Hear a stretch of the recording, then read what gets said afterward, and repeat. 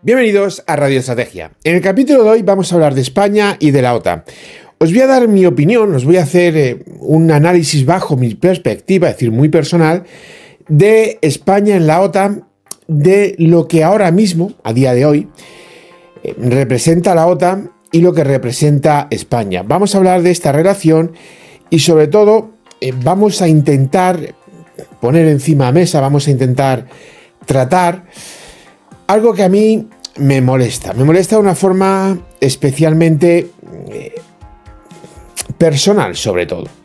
Y además me molesta por varios factores, no solamente por esa relación España-OTAN, OTAN-España, sino por la incapacidad manifiesta de ocupar el lugar que nos pertenece en el mundo y aspirar siempre a tener más. Mirad, cuando España entró en la OTAN, bueno, no todos, porque hace ya mucho tiempo, fue con Felipe González, muchos de ustedes no habían nacido todavía, pero cuando España entra en la OTAN, más allá de todo el proceso político y demás, que no viene a cuento, había una cierta sensación de que España dentro de la OTAN iba a suponer como una gran reserva de infantería.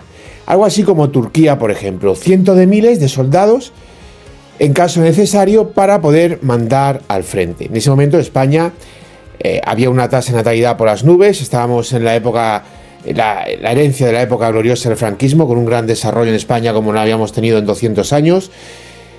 Estaba el servicio militar, es decir, que había soldados por un tubo. Pegabas una pata a una piedra y te salían 20.000 soldados. Y había una sensación de que España se iba a convertir en una gran reserva de infantería dentro de la OTAN. Básicamente, pues íbamos a, digamos, a ser los tontos útiles. En esa realidad, en ese momento, cuando España entra en la OTAN, pues se empiezan a producir muchos cambios en el ejército, hay una adaptación de doctrina, hay una acoplación a nuevos sistemas. Digamos que se produce una pequeña revolución dentro de las Fuerzas Armadas, sobre todo en determinados ámbitos, no en todos, porque España entra en la OTAN, pero por ejemplo España sigue teniendo un ejército de reclutas. No hay un gran aumento presupuestario, de hecho el presupuesto con Felipe González baja año tras año, no se produce ni se mantiene ese presupuesto que se hereda de más del 3% que había con el general Franco y que luego mantuvo en mayor o menor medida Adolfo Suárez en el tiempo que estuvo. Pero en ese momento España, digamos que entra en la OTAN como servidor, sin mando en plaza, simplemente como servidor. Durante este tiempo, obviamente, España ha ido evolucionando, igual que ha ido evolucionando la Alianza Atlántica, hasta llegar a la situación actual. Si yo hablo con vosotros y digo que la OTAN nos maltrata, pues a no ser que sea el típico retrasado mental de izquierda o la típica chusma de esta nueva derecha, la realidad es que no podemos decir que la OTAN nos maltrate. Y no podemos decir que estemos apartados. De hecho, somos uno de los principales líderes dentro de la OTAN. Ahí tenéis, por ejemplo, el centro de satélite de la Unión Europea en Retamares. Ahí tenéis, por ejemplo, el cuartel general de la OTAN en Valencia. Ahí tenéis, por ejemplo, el nuevo cuartel general de la OTAN naval en las Islas Baleares. Ahí tenéis, por ejemplo, a un español como secretario general de la OTAN. Es decir, que no podemos decir que, desde un punto de vista como que dices, no, es que este equipo de fútbol no va. Y miras, y oye, de las últimas 10 ligas ha ganado 4. Pues tampoco está tan mal la cosa, ¿no? Pues es cierto que desde ese punto de vista no se puede rebatir. Pero lo que voy a intentar explicaros es cómo yo considero que utilizando un argot taurino no rematamos la faena. No conseguimos tener el mando que deberíamos tener. Probablemente si yo os hablo a ustedes de Francia o del Reino Unido, ustedes me dirán que son países más potentes que nosotros y con mayor capacidad militar. Bueno, esto no es discutible, esto es real. Pero no tienen una superioridad real como podían tener, por ejemplo, en otras épocas históricas. Bueno, no sé yo en qué época histórica Francia puede tener una superioridad sobre España, pero bueno, en algún momento habrá sido. Ahora mismo, aunque existe una superioridad real, por ejemplo, ellos tienen SSN/SSBN, nosotros de eso no tenemos, por ejemplo, o tienen portaaviones, nosotros no tenemos, no es una superioridad tan clara y manifiesta. Por muy grande que os parezca Francia, por muchos submarinos nucleares y portaaviones que veáis, y no es que ellos producen su propio Rafale, han tenido que salir con el rabo entre las patas de África. 4 negros en taparrabos, apoyado por 2 borrachos rusos, los ha echado a Francia de todo el Sahel, de Burkina Faso, de Costa de Marfil, de Senegal, de Mauritania. Por cierto, Mauritania hace poco cambió su bandera, una bandera verde, y la puso 2 líneas rojas, digamos, homenajeando a los mauritanos que lucharon contra el dominio francés y taritara. Ojo, tienes una bandera y la bandera es directamente un ataque a Francia y un insulto y una humillación a Francia. Francia podéis ver muy poderosa, pero lo cierto es que Francia, si tú me dices a mí qué ha demostrado Francia de poder, pues Francia no ha demostrado nada. Si miras al Reino Unido, vale, el Reino Unido ha hecho un par de cojones, fuera de Malvinas, luchó a 13.000 kilómetros de casa con todo en contra y ganó. Luego Reino Unido estuvo ahí metido en Irak, fue el segundo país después de Estados Unidos que más aportó y demostró una gran categoría. Desde entonces el Reino Unido ha perdido muchísimas capacidades militares, muchísimas capacidades. Nosotros no es que hayamos aumentado nuestras capacidades. Es cierto que en la época de Aznar la distancia con el Reino Unido y con Francia se redujo muchísimo. De hecho, en muchos aspectos, como por ejemplo el tema de las F-100 o el tema de los Leopard 2E, nos pusieron muy por delante del Reino Unido. De hecho, por ejemplo, las unidades acorazadas españolas, ese triunvirato entre los M109, los Leopard 2E y los Pizarro, pues está bastante por encima de lo que en ese momento podía ofrecer Francia, que ni siquiera podía ofrecer un VCI en condiciones. No estaba la situación muy mala y la distancia, como he dicho, se redujo. Luego llegó Zapatero, hundió el presupuesto de defensa y pues ya hoy la distancia volvió a aumentar y luego ya Rajoy y ahora el criminal este que lo está destruyendo todo. Sin embargo, desde un punto de vista, digamos, estratégico, si miramos las capacidades reales, si miramos a medio plazo, no miramos a qué va a pasar pasado mañana, tenemos una realidad innegable. Tenemos una realidad innegable. Nosotros podíamos tener muchísimo más de lo que tenemos. Y aquí es donde vamos a tratar el fondo de cuestión de este vídeo. Vuelvo a repetir, si ahora mismo llega un extraterrestre a la Tierra y le digo, mira, el cuartel general de la OTAN de Valencia, el cuartel general naval de la OTAN en las Islas Baleares, la base de Retamares, mando de la Alianza Atlántica, el mando de las misiones en Europa del Este. Prácticamente es imposible que la OTAN cree un grupo táctico en el que no esté metida España y al segundo o tercer relevo, como muy tarde, si no directamente el primero, lo está mandando un general español. Todo eso es correcto. Hemos tenido un secretario general al frente de la OTAN español, también es todo correcto. Yo a ese extraterrestre no puedo decir que no pintamos nada en la OTAN y que la OTAN nos maltrata porque el extraterrestre me va a sacar los datos y me va a dejar en ridículo. Sin embargo, yo considero que podíamos tener muchísimo más poder. Y considero que estamos en una situación importantísima en la cual podíamos dar un golpe muy fuerte encima de la mesa. A ver, nosotros no estamos bien, pero no estamos tan mal como otro. Dice el refrán popular que mal de mucho consuelo de tontos. Pero no estamos tan mal como otros. Francia está en una situación crítica. Francia está en una situación muy crítica. El Reino Unido está en una situación terrible. Y las situaciones terribles vienen dadas todas por la inmigración. Y nosotros vamos camino de ello y además vamos camino a pasos agigantados. En estos 7 años que se lleva este régimen corrupto, ha metido a más de 2 millones de extranjeros en España. Y tenemos que asumir todo. Y esto va a pasar. A mí me da exactamente igual. A lo mejor yo lo veo, no lo veo con mis ojos. Pero no penséis que esto de los extranjeros en Europa no es que no vaya a acabar bien. Esto de decir que porque uno nazca en España ya es español y todas estas chorradas, o en España o en cualquier otro país de Europa, de eso iros olvidando. Esto va a reventar por cualquier sitio. ¿Cómo va a terminar? Bueno, no soy adivino, no tengo una bola mágica, pero esto va a terminar. Recordad que hubo un momento en que España era una puta colina en Asturias. Eso era España. Y mira cómo terminó la película, dominando el mundo entero. Pero independientemente de esa realidad, que es innegable, y de toda esa chusma española que dice, no, yo es que estos inmigrantes me cae bien y esto me cae mal. No, ningún inmigrante cae bien.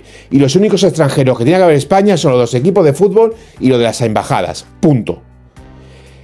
Pero más allá de esa realidad, que es la que está destruyendo Francia y destruyendo el Reino Unido, y si eres capaz de distinguir entre diferentes tipos de extranjeros, es que eres un hijo de papa y un Tango Alfa, un traidor a la patria, y tendrías que ir con los pies por delante, como le pasó a los comuneros con el emperador. En esta realidad de estos hechos, España tendría que aprovechar para pedir mucho más y tener muchísimo más. Para pedir mucho más peso y tener muchísimo más peso. Porque al final hay un país en Sudamérica, Uruguay, que yo le he bautizado siempre de una manera. Para mí Uruguay es el país en el que nunca pasa nada. Nunca pasa nada en Uruguay. Todos los años parece que ese país ni avanza, ni retrocede, ni... Algunas a veces se pregunta, porque tiene jugadores de fútbol, ¿verdad? Pero se pregunta, ¿pero de verdad en Uruguay vive gente? ¿Hay alguien que viva en Uruguay? Es un país en el que nunca pasa nada, ¿verdad? Pues a mí en la OTAN me da la sensación de que nos hemos olvidado del famoso flanco sur de la OTAN. Y el flanco sur de la OTAN creo que es crítico, y más a día de hoy. Después del ridículo de Rusia en Siria, después de cómo ha explotado Libia por todos lados, el flanco sur de la OTAN ahora mismo tiene todavía una importancia más crítica si clave. Porque claro, Rusia pasaría al Mediterráneo, tiene una salida muy complicada. El Mar Negro y Turquía, el Bósforo, bueno, yo no llamaría ni salida. Por eso los rusos, bueno, la Unión Soviética lo heredó Rusia, estaba en Siria, en Tartus. Ahora mismo sin el puerto sirio, con una Rusia expulsada a Oriente Medio, con un Irán que, pues en fin, ya hemos visto para qué va el Irán y para qué van los drones y los misiles. Después de todo eso, el estrecho de Gibraltar es incluso más importante que antes. Porque antes el estrecho de Gibraltar era un paso para el ejército ruso. Hoy en día es que el ejército ruso para ir hasta Gibraltar tiene que sufrir logísticamente muchísimo. Muchísimo. Hay una cosa que son los SSN, claro está. Pero el SSN, Gibraltar, más Bósforo, olvídate, olvídate. Y no solamente es eso, no solamente es eso. Es que ¿dónde va a parar el SSN en el Mediterráneo? Si no tiene dónde parar. Mirad la que se montó hace, pues ahora cosa de un mes o por ahí, con un submarino diésel ruso que estuvo a punto de liarla en Alborán. Es que yo no sé cómo echan al mar la chatarra, pero bueno.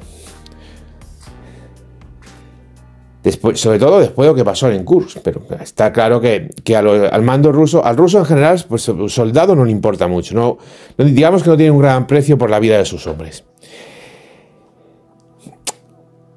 Teniendo presente esta situación estratégica, teniendo presente que Italia es un país que, bueno, desde la época de los romanos no ha vuelto a hacer nada en el mundo, teniendo presente que Grecia, al único sitio donde mira es a Turquía, que Francia no puede mirar mucho, entre otras cosas desde un punto de vista geográfico, y que la que queda realmente es España, porque al final Italia no te va a cerrar nada, pero España te lo cierra todo. Creo que tenemos que tener muchísima mayor presencia y muchísimo más poder dentro de la OTAN.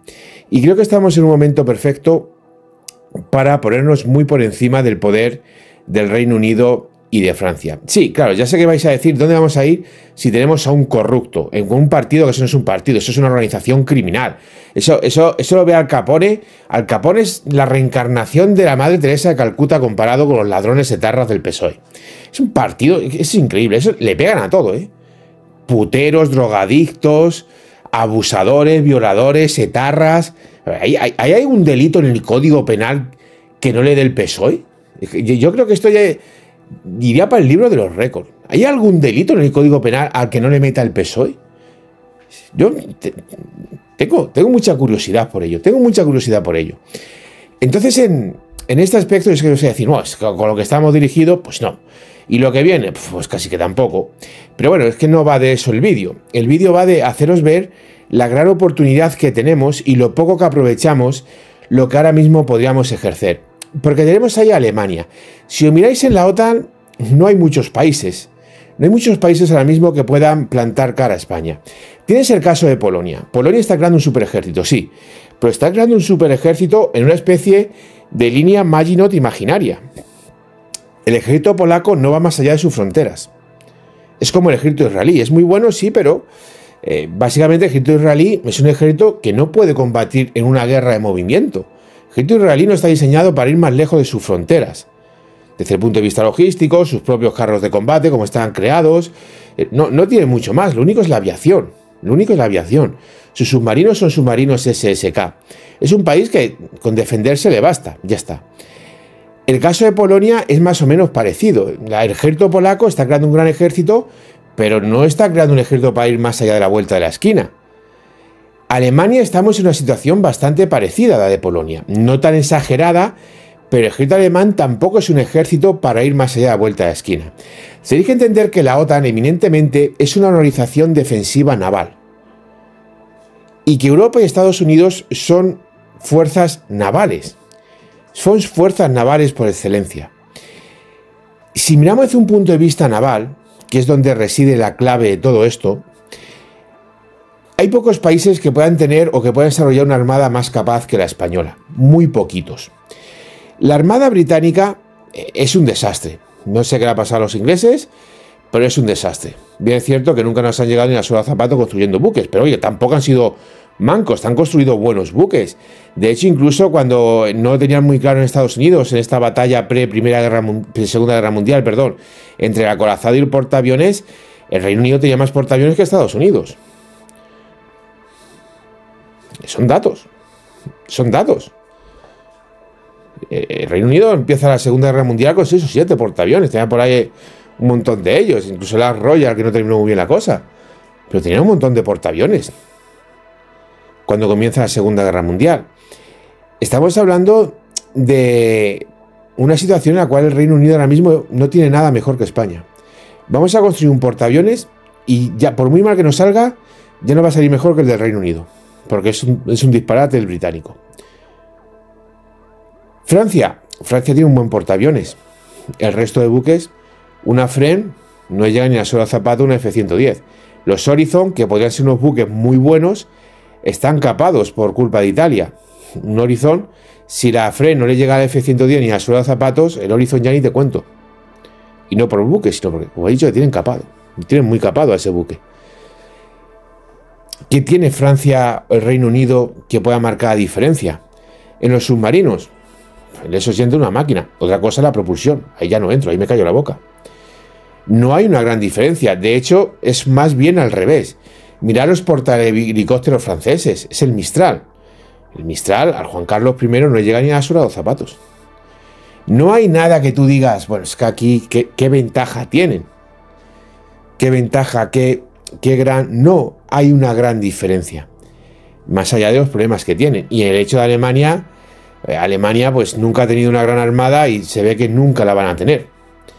La armada alemana ahora mismo al lado de la armada española, y mira que la armada española está mal. Es un chiste y además un chiste malo. Pero es que luego encima, para rematar la faena, en sus ejércitos tampoco hay una diferencia bestial. Tener presente que Francia, desde que cae el muro de Berlín en 30 años, Francia ha perdido más de 400 aviones de combate en su ejército del aire. Ha perdido más de 400 aviones de combate. El Reino Unido está en la misma dinámica. Alemania, solo del modelo Phantom, Alemania tenía más aviones de combate solo de ese modelo que todos los aviones de combate que tiene ahora mismo, que son los F-35 que no ha recibido todavía, los Eurofighter que sí los tiene, y los Tornado que tienen muy pocos Tornados y manteniéndolo por el tema de que son los únicos que pueden realizar ataques nucleares tácticos. No hay una diferencia enorme entre uno y otro. Y además hay otra realidad de los hechos, y es que ellos tienen muy mala gestión presupuestaria.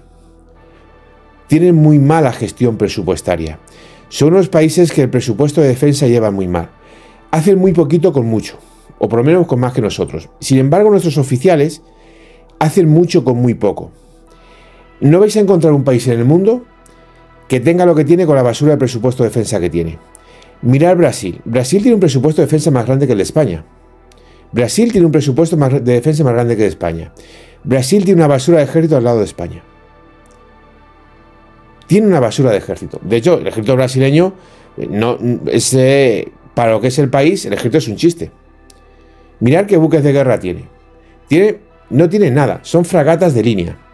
Submarinos Scorpene. Compra submarino nuevo y no se ocurre otro que comprar Scorpene. Mirad la que tiene montada con el Gripen. España tiene más aviones de combate en su fuerza aérea que Brasil.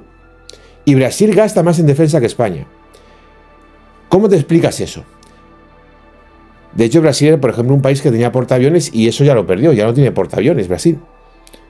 Más o menos siguió la misma línea que Argentina. La gestión presupuestaria en España es excelsa. Muchas veces dicen, no, es que no tenemos esto o lo otro. Es verdad, no lo tenemos. Yo soy el primero que denuncia aquí.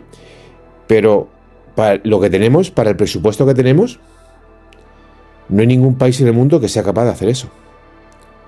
Y si no, os invito a mirar más o menos países con un presupuesto que esté en un margen de un 20% por encima o por debajo, mirad lo que tienen esos países y mirad lo que tenemos nosotros. Hay grandes diferencias presupuestarias, pero sobre el terreno no se ve. Y hay países con más presupuesto que España, y sin embargo esos países están muy por detrás de España. Muy por detrás. Y gastan cantidades importantes. Si miráis, por ejemplo, México, ahora no sé cómo estará, sé que se ha reducido bastante con la Yolanda Díaz esta de Aguascalientes que tienen allí en México, pero no sé ahora mismo cuánto será. Hace 2 años así, el presupuesto de defensa de México era de unos 16.000 millones, más que el español.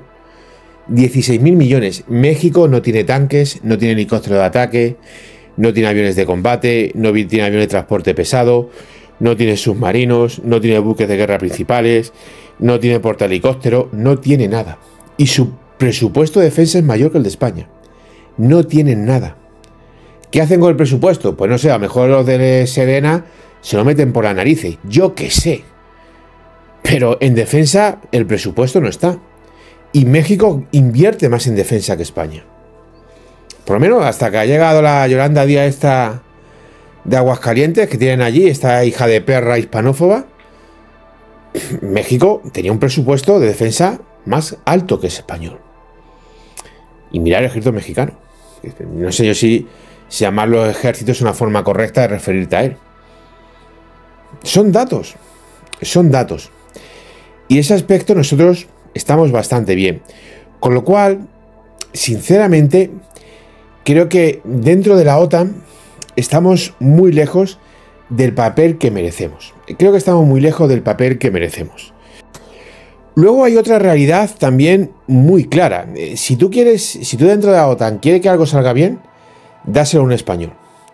Esto es un hecho innegable. No voy a entrar en temas porque sabéis que los soldados de verdad no pierden tiempo con esas cosas. No voy a entrar en temas de, no, es que mira, se ha hecho tal ejercicio de la OTAN y el otro día la 10ª cogió y la arrasó a todos los demás ejércitos de la OTAN en esto que hubo de drones y demás.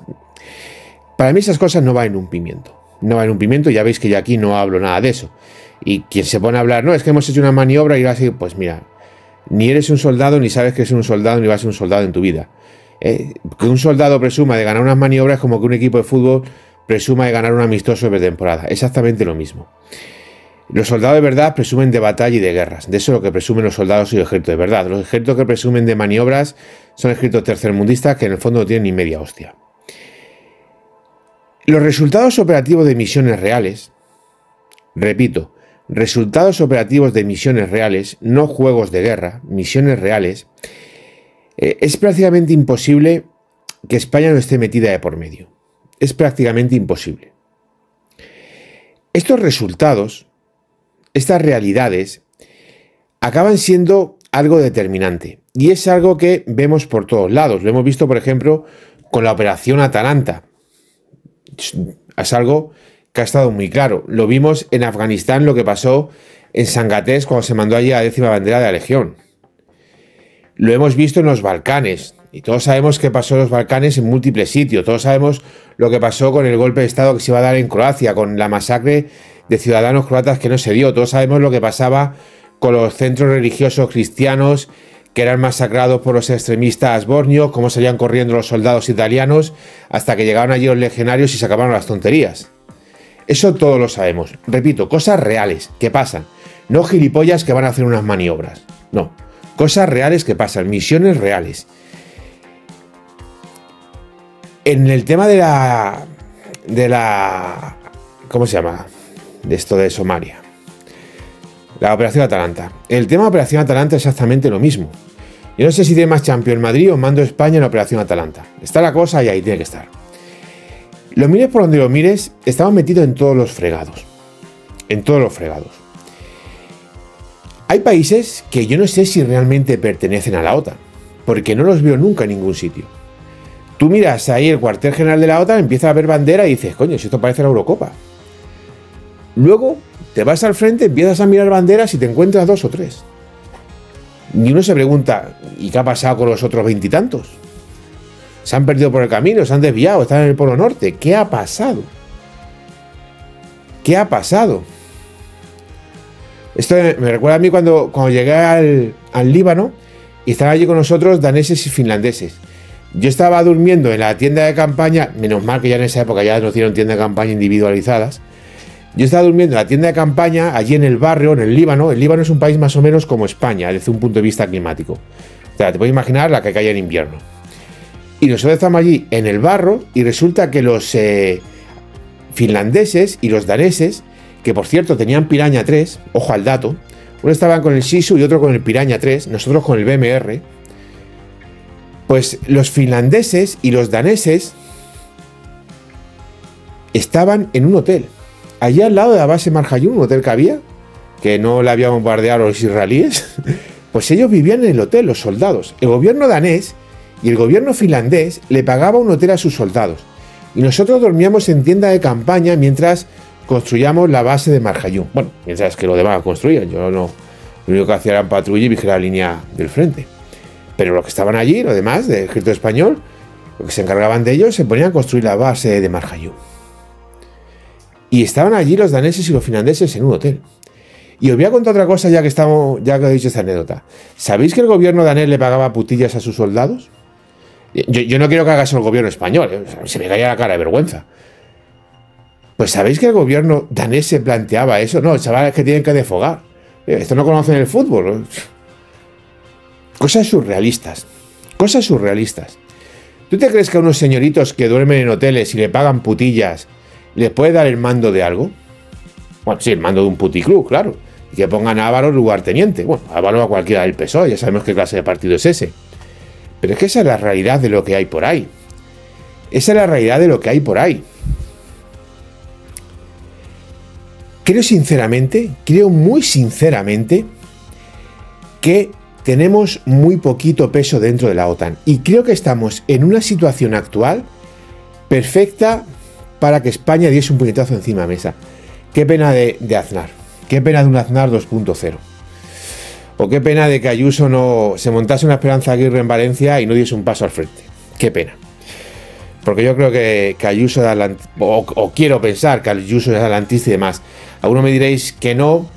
Bueno, cuando Aznar estaba presidente de Castilla y León, nadie se imaginaba a un Aznar sentándose con el presidente de Estados Unidos a jugar al póker en su rancho de Texas.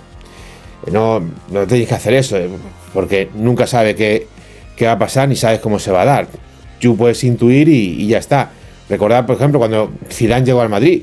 Zidane venía de perder con el Real Madrid Castilla contra la Roda. Acordad esa frase, ese chiste. ¡Ah, qué va a venir ahora! Si no gana la Roda con el Castilla. Bueno, no ganó la Roda con el Castilla, simplemente ganó en 2 años y medio 3 Copas de Europa. Ahora va a ser casca. Pues esto es exactamente lo mismo. Es exactamente lo mismo. Si miráis los países, como os he dicho, la situación de Francia y el Reino Unido es crítica para esas dos naciones. Y no solamente es crítica, sino que Francia pertenece a la OTAN, yo no sé para qué. Yo no sé para qué pertenece Francia a la OTAN. Porque con Francia, contar lo que es contar, no puedes contar mucho. Italia, en fin, no quiero decir nada, porque tampoco me gusta aquí entrar en ningún tipo de menosprecio a ningún país, pero Italia, ya lo he dicho 1000 veces, se acabó el Imperio Romano, se acabó Italia militar. Los dos países que quedan, uno es Alemania, que es eminentemente una potencia terrestre. Pero además, Alemania, o sea, en la imagen que tenéis del ejército alemán, de los soldados alemanes, bueno, básicamente la imagen que tenéis, que es la imagen de la Segunda Guerra Mundial y las 2 guerras mundiales. El ejército alemán hoy en día está a años luz de esa imagen, os lo puedo asegurar. El ejército alemán hoy en día es un ejército que yo creo que es el peor ejército de la historia de Alemania. Incluso esa Alemania dividida ahí en 20.000 principados de la época post-Carlomagno. Bueno, soldados al lado de estos actuales, vamos. El ejército alemán está a años luz de ser una sombra de lo que pudo ser en su peor momento. En su peor momento. Y queda otro país que es Canadá, pero bueno, Canadá es el estado 52 de la Unión. Entonces, Canadá tampoco pinta mucho dentro de la Alianza Atlántica. No pinta mucho dentro de la Alianza Atlántica. Y no solamente no pinta mucho, sino que parece ser que es un país que tampoco quiere pintar. Ante estas dos realidades innegables, tenemos la oportunidad manifiesta de España. La oportunidad manifiesta de España de intentar hacer algo. La oportunidad manifiesta de España de pedir más, de tener más peso. Porque, oiga usted, ¿ustedes alguna vez han visto a un soldado griego hacer algo que no se llamase Aquiles? ¿Alguna vez ha visto usted a un soldado griego hacer algo en la OTAN? ¿Los han visto? ¿Los soldados turcos saben que hay más mundo después de Turquía? ¿Lo saben? ¿Son conocedores de ello? No es un chiste, ¿eh? Yo he visto soldados de Indonesia, de Nepal, de Malasia, de la India, Emiratos Árabes Unidos, Kuwait, Islas Tonga. Yo he visto soldados de las Islas Tonga. He visto soldados de las Islas Tonga, que algunos no saben ni que es un país. He visto soldados de Japón. Por cierto, os invito a que busquéis imagen de todoterreno japonés Toyota en Japón. En Irak. Buscad esa imagen porque los japoneses de camuflaje no se lo dan muy bien. El camuflaje no es lo suyo. Yo os invito a que lo hagáis. Buscar poner todoterreno militar japonés Toyota en Irak. Vais a ver lo que es camuflaje del bueno. Vais a flipar. He visto soldados de muchísimos países, digamos, extraños, raros o poco comunes en estas cosas, ¿verdad? No he visto un soldado griego todavía en mi vida, ¿eh? No he visto un soldado turco. Hay países en la OTAN que son como esos familiares que ves en Navidades y ya está. Son esos familiares que solo ves en los entierros de alguien. Que no tienes ganas de verle porque la única vez que le ves es para enterrar a alguien y joder, pues es que está la imagen de la muerte. Y a este tío solo le veo con lágrimas. Hay países en la OTAN que, digo usted, como se dice en mi pueblo, son unos escaqueados. Son unos putos escaqueados. Parafraseando cierto momento de la historia reciente de España, relativamente reciente, es que ni están ni se les esperan. ¿Los soldados belga, alguien me puede decir si salieron del Congo? ¿O siguen allí en Katanga todavía? Y tengo curiosidad por saber dónde están los soldados belgas. Tengo mucha curiosidad por saber si existen los soldados daneses. Tengo mucha curiosidad por saberlo.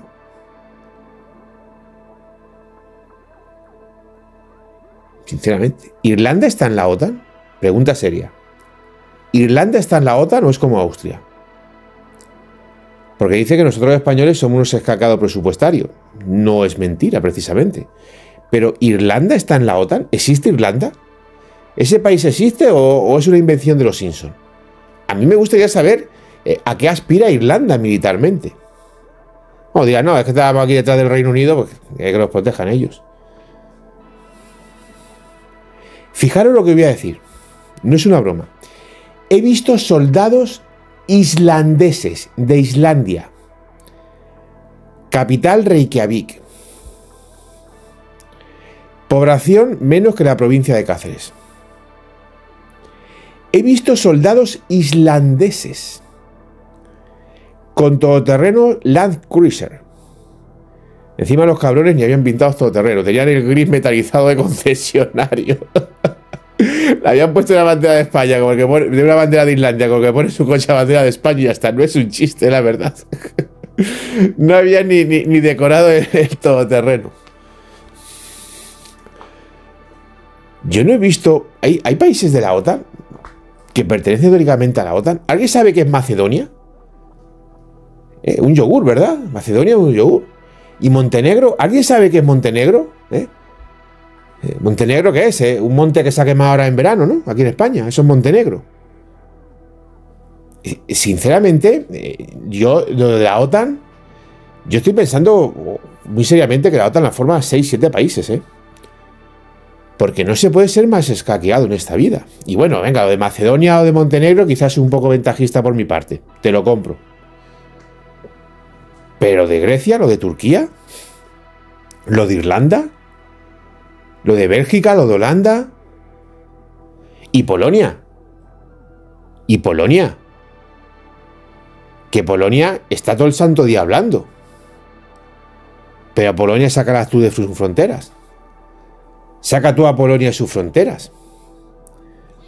No olvidemos que España está permanentemente en el flanco este, desde Rumanía hasta las repúblicas bálticas. No he visto un puto soldado de la OTAN en el estrecho. No los he visto. No he visto buques de Polonia, Lituania, Letonia, Estonia, Dinamarca, Bélgica, Holanda, Irlanda, Grecia, Italia, Croacia, Montenegro. Macedonia no tiene costa, ¿no? No, Macedonia no tiene costa. ¿Qué más tengo por ahí? A ver. Alguno se me ha escapado seguro. Noruega. Bueno, Noruega mejor que no vengan, porque con las Tangager que tiene la Armada Noruega, mejor que se queden por ahí arriba. Por supuesto, Canadá. ¿Esos buques sabes que existe en el Mediterráneo? No veo yo desplegado un buque en ninguno de estos países durante 30 días en el Mediterráneo, vigilando el Mediterráneo, ayudando a España a controlar el Mediterráneo, dando presencia frente a África. No los he visto. No los he visto. Que luego, por cierto, dentro de unos días vamos a hablar del tema de los F-18 porque están pasando cosas muy serias con los F-18. Pero bueno, eso ya haremos un vídeo y hablaremos de ello. Porque estamos llevando a los F-18 a un nivel de actividad, unos aviones con 40 años, los tenemos permanentemente desplegados, realizando pues, en despliegue de un mes más de 100 salidas de control del espacio aéreo, de interacción de naves enemigas y demás. Y las células están como están. Pero bueno, ya hablaremos de eso en un vídeo con lo que está pasando con los F-18 y demás. Pero, oiga usted, vuelvo a decir lo mismo. ¿Dónde están esos buques de esos países en el flanco sur de la OTAN? ¿Dónde están? Al final, aquí la OTAN es 4 o 5 países, uno que pone el presupuesto, otro que pone los soldados y poco más. Y el resto, pues complemento de la foto. Complemento de la foto, no hay más tu tía. Es eso lo que hay, complemento de la foto. Y es un momento perfecto para que España ponga plante un puñetazo encima de la mesa y ya está. Y se saque la chorra y diga, aquí estoy yo y es lo que hay. Y vais a pasar todo por el aro, os podéis a tomar por culo. Perdóname lo sabéis de la expresión, pero es así. Ahora mismo Francia, ¿qué pinta en la OTAN? ¿Qué hace Francia en la OTAN? Francia está metida en todo lo fregado. Y yo creo que el fregado de Francia se acaba cuando Macron llega y ofrece el Rafale. Porque Francia es todo muy buena palabrita y buenas intenciones para vender sus armas. Pero luego no cuentes con un soldado francés. Que vamos, que para lo que vaya luchando tampoco es que vaya a pintar mucho. Pero digo usted, al menos hacen bulto. Lo puedo utilizar para mandarlo de vanguardia y si hay mina, pues mira. Para volar yo que vuele él.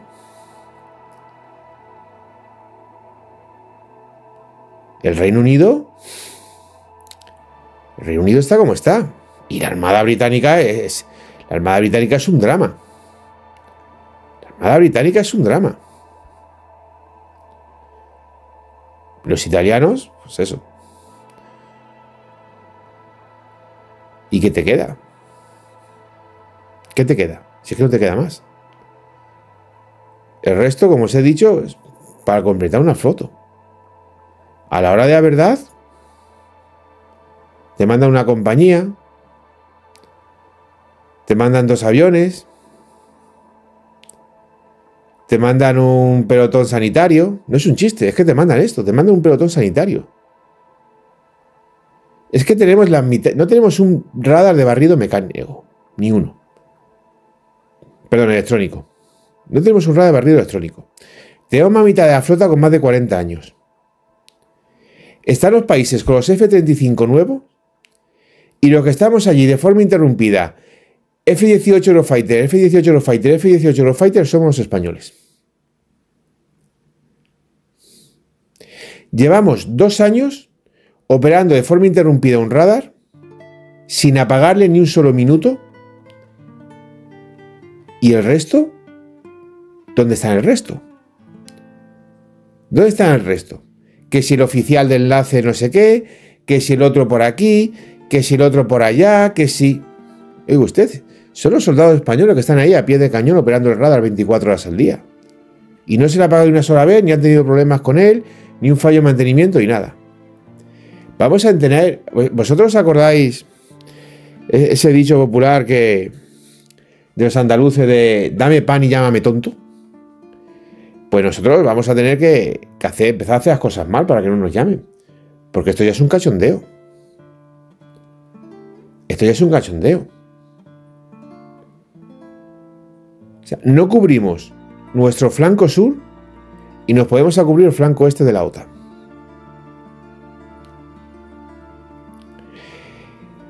Voy a terminar este capítulo, no sé cómo andaréis de historia, espero que bien. Voy a terminar este capítulo con un hecho histórico que ocurrió ya hace bastantes siglos.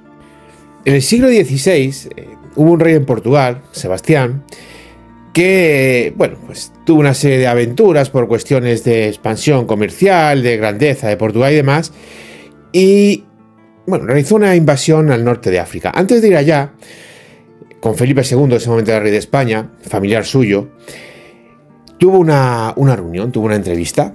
Felipe II estaba con uno de los mejores generales de la historia de España y uno de los mejores mandos militares de la historia del mundo, con el gran duque de Alba. No el duque de Alba, el gran duque de Alba. El rey, como buen estadista político, intentó convencerle de que no fuese. Mientras que el duque de Alba, con sus grandes conocimientos militares y como gran estratega, también intentó convencerle de que no fuese.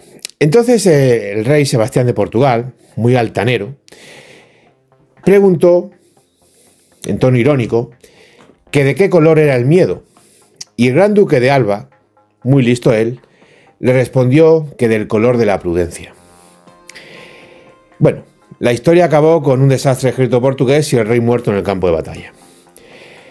Por cierto, muerte que al final propició que Felipe II acabase llegando al trono de Portugal.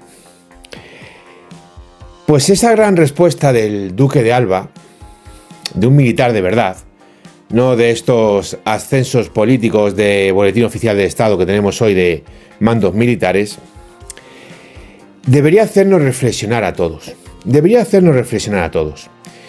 Ni tenemos un ejército fuerte ni tenemos un ejército poderoso, ni vamos sobrado de nada en el ámbito militar.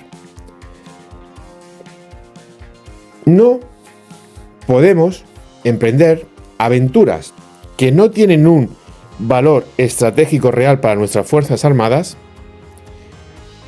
cuando no tenemos una capacidad real de custodiar lo nuestro. Cuando tenemos lagunas en temas de defensa muy importante. Y no podemos echarnos a nuestras espaldas el trabajo que no hacen otros cuando tenemos a nuestros soldados a un nivel de exigencia no, obviamente, enormemente alejado de su sueldo, sino de lo que puede soportar un militar. Muy pocas unidades y muchísimo trabajo. Pilotos que no paran. Soldados a los que apenas se le dan días de descanso. Materiales y equipos llevados al límite. Recordemos al gran duque de Alba. El color de la prudencia. Estamos olvidando el color de la prudencia. Muchísimas gracias por escuchar este capítulo radiofónico. Muchísimas gracias por estar ahí. Se nos acaba el año. Se nos va este año. Este ya va a ser uno de los últimos que publiquemos. La verdad es que ha sido un año muy bueno. Ha sido un año, ha tenido momentos, todos sabéis, los que sois habituales de este canal, críticos, donde yo veía el canal, bueno, no veía, no, es que la realidad. Hemos estado mucho más lejos de perder el canal que de mantenerle, pero bueno, todo eso ya ha pasado. Me gustaría, si os puedo pedir un favor, que me comentéis, si no queréis aquí podéis escribir al correo, ya sabéis, militar@estrategiatv.es. ¿Qué opináis de estos capítulos radiofónicos? Si os gustan, si no os gustan, si os parece una pérdida de tiempo. Yo desde lo que veo de estadística, la verdad que está bastante bien, porque al final esto no es interesante, es un puto tostón, soy yo hablando aquí, sin imagen y sin nada, pero bueno, es lo que tiene el podcast, ¿verdad? Con la única diferencia que, bueno, ya sabéis que por cuestiones laborales, pues me tiene más cuenta ocultar mi identidad. Tampoco es el fin del mundo, pero bueno, ya no lo hemos hecho así, estamos acostumbrados todos, a mí me tiene cuenta y a vosotros, pues viendo el resultado del canal, os importa un pimiento. Pero yo veo que estos capítulos, pues, tienen interés. Tienen interés porque, por ejemplo, hay muchos capítulos que veis más que el típico vídeo de friki que hago sobre ejércitos de por ahí perdidos en el mapa o sobre adquisiciones de aviones de combate de algún país del sureste asiático, cosas de ese estilo. Con lo cual, me gustaría saber vuestra opinión porque, bueno, yo por lo que veo creo que va bien, pero nunca viene más saber lo que opináis vosotros ahora que ya vamos a cumplir un año entero. Si no os importa mucho, podéis dejar aquí vuestra opinión, o si no queréis hacerla pública o queréis ponerme verde y no queréis hacerlo en un comentario, pues nada, escribid al canal y me ponéis al correo del canal y me ponéis verdes y ya está. Pero la verdad es que me gustaría saber vuestra opinión, qué opináis sobre los capítulos radiofónicos. Lo dicho, muchísimas gracias por estar ahí y nos vemos en el siguiente capítulo de Radio Estrategia.